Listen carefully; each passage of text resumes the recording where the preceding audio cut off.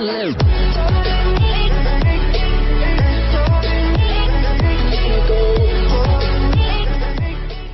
Zealand's Prime Minister Jacinda Ardern has wrapped up a whirlwind official visit to Beijing, where she met with Chinese President Xi Jinping to shore up bilateral ties amid a spat over tech giant Huawei.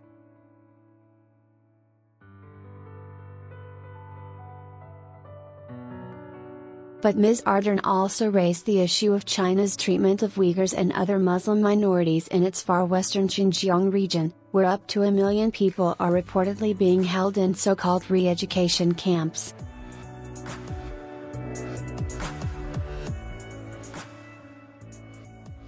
The visit comes 2 weeks after the Christchurch terror attack, which prompted a shortening of Ms Ardern's visit to a single day, meeting Mr Xi and Premier Li Keqiang.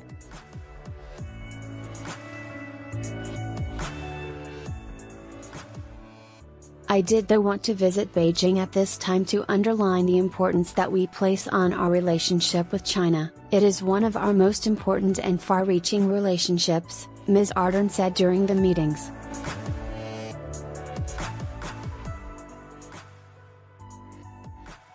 Mr Xi called on New Zealand not to discriminate against Chinese companies during the meeting, seen by some as a reference to New Zealand's decision to effectively ban Huawei from its 5G network last year.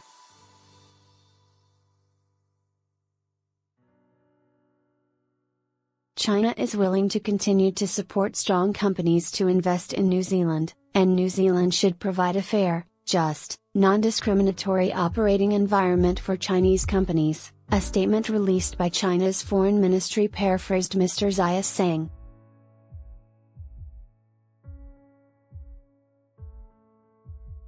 A spokesperson from the foreign ministry added during a briefing last night that China and New Zealand need to advance bilateral economic and trade cooperation and make the pie bigger.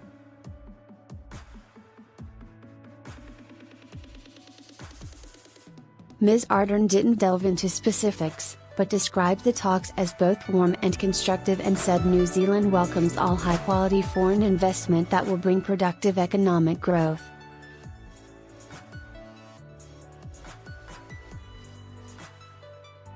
The situation in Xinjiang, China has been accused of targeting its Muslim minorities by operating a regime of repression and surveillance in Xinjiang, though Beijing has claimed its programs are all in the name of de-radicalization.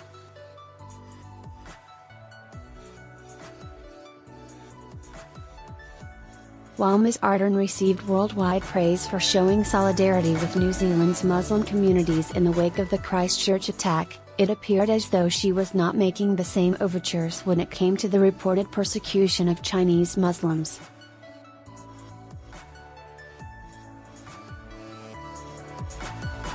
One journalist noted she appeared reticent to lay the blame at China's feet over repeated Uyghur claims of mistreatment.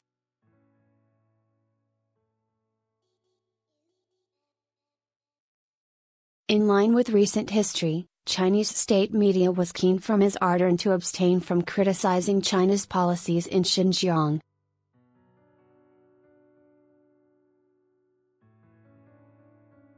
Huawei's troubles in New Zealand. Ms Ardern raised both Huawei and the issue of cyber attacks, which one journalist suggested an implied mistrust in the New Zealand-China relationship.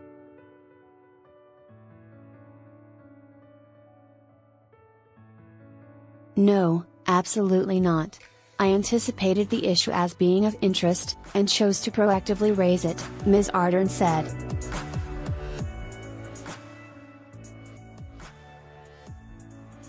Equipment from the Chinese telecommunications giant was barred from New Zealand's future 5G mobile networks last year, following a decision from the country's Government Communications Security Bureau, GCSB.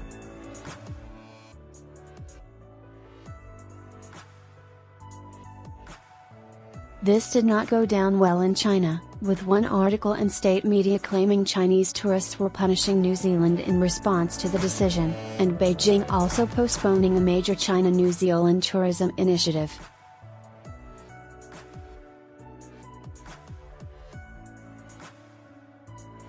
Ms Ardern backtracked on the move earlier this year, telling New Zealand media in February there's been no final decision here yet about Huawei's participation in any future 5G network.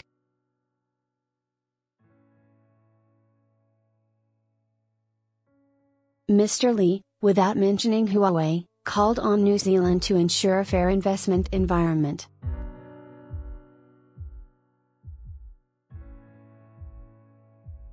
Foreign interference and free trade. New Zealand has launched an inquiry on foreign interference in their elections.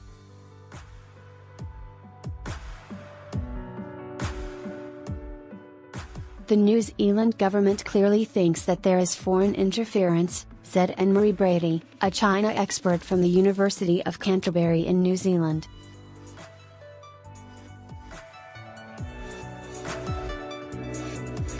The government committee is forward-thinking, it's forward-looking, it's looking at legislative tweaks that may be necessary to make, or new legislation that we may require to make New Zealand more resilient.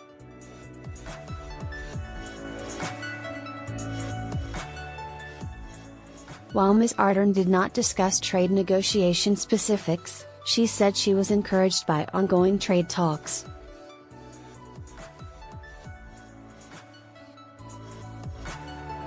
Video: The astonishing rise of Chinese President Xi Jinping, ABC News, ABC/Wires.